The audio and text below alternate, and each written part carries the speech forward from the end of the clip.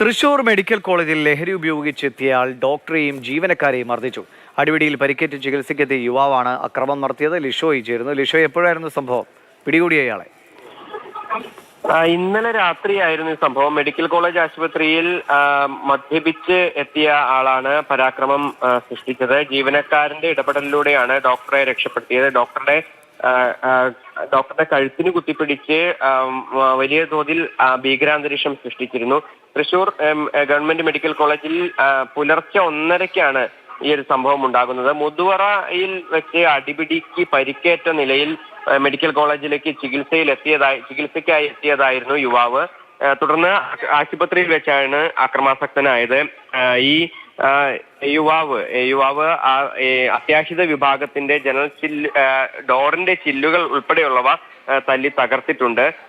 ഈ സമയത്ത് ആ പ്രദേശത്ത് ഉണ്ടായിരുന്ന മറ്റ് ജീവനക്കാരാണ് ഇയാളെ അതിൽ നിന്ന് പിന്തിരിപ്പിച്ചത്. പക്ഷേ ഉടൻ തന്നെ അയാളെ പിടികൂടി ഈ പോലീസിനെ ഏൽപ്പിച്ചു എങ്കിൽ പോലും ഇയാൾക്ക് ചില അതായത് ലഹരി ഉപയോഗവുമായി ബന്ധപ്പെട്ട ചില പ്രശ്നങ്ങൾ ഉണ്ട് എന്നുള്ളതാണ് പോലീസ് പറയുന്നത്. നിലവിൽ ഇന്ന് ഉച്ചവരേക്കും ഇതുമായി ബന്ധപ്പെട്ട അന്വേഷണം നടത്തുകയാണെന്നാണ് പോലീസ് പറഞ്ഞത്.